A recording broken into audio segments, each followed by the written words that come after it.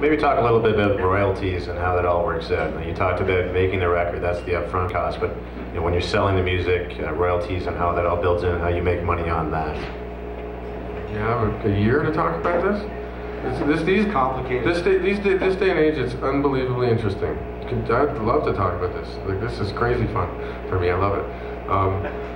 Right now, there's a usual, like, there's traditionally been like a 3% royalty, a 3-point royalty for producers. Some people get 4, some people get 5, some people get 2. Right now, there's all these interesting deals, 360-degree deals where bands are meaning 360 degrees mean the entire circle, each part of the pie. Publishing, merchandise, live revenues, recording. So record labels are signing bands, and they're no longer being the record label. Like Live Nation is a great example. They gave Nickelback $120 million. Why? Because they get actually even 200, but they advanced them 120 million. The 80's coming, but it's because they get a big piece of the pie. That's a common thing now. Because a record is worthless, music is free. We all know this. So, music is free. It's a loss leader. It's a business card. You need to have the record to make the money on the merchandise and the live revenues. It's the reality of it all. So the royalty, the traditional 3% royalty that a producer would get, doesn't exist that much. Unless you're really lucky and really successful.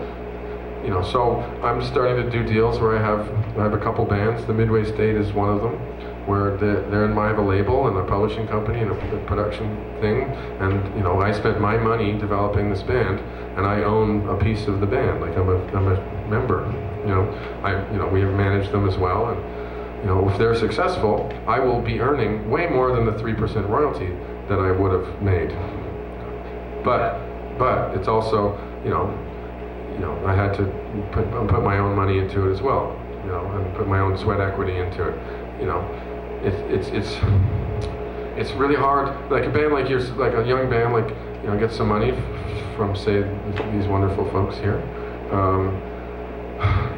That's a really generous offer, and is biased in the favor of the band.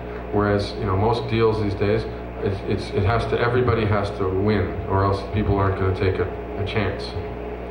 So I was just I'm working with this band Lit that's from California that used to be big, and they made lots of money and they had #1 songs, and we're going to do a joint venture thing where I'm going to get them a deal through something in Universal, where I'm going to be this over here and be the record label guy here in Canada. We're going to try and get a deal somewhere else. So it's like Dan said earlier, it's wide open. Like, you can offer people whatever. Like, I will personally rather have 3% of your merchandise than 3% of your record sales. Like, you're going to sell T-shirts and there's going to be a profit. You're not going to sell any records because they're free, and there's going to be no profit.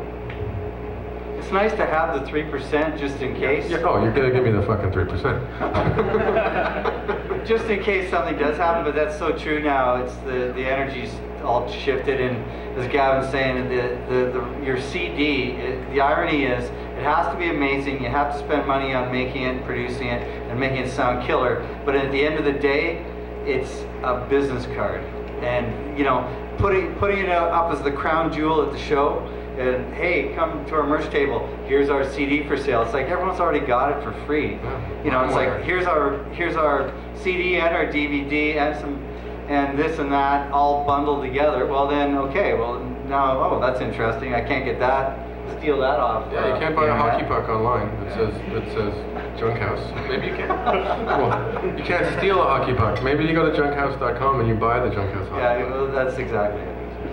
So the CD is not the crown jewel anymore, but you still have, that's what you really do have to put your emotional time into and make a really good one.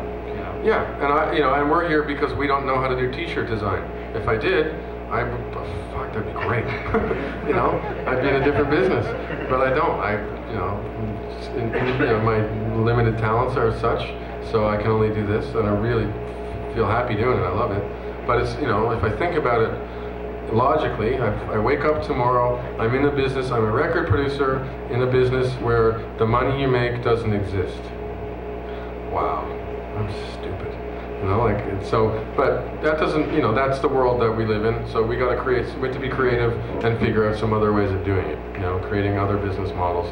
And so to answer, again, to try and answer his question, the royalty is been a standardized 3%, the 3 points out of the, the suggested list retail price of the album, minus all of the the holdbacks and the clawbacks and the breakage things and all the stuff that they do where they take your money and they hold it and they make the interest off it, and 18 months later you maybe have to argue and sue them to get the money.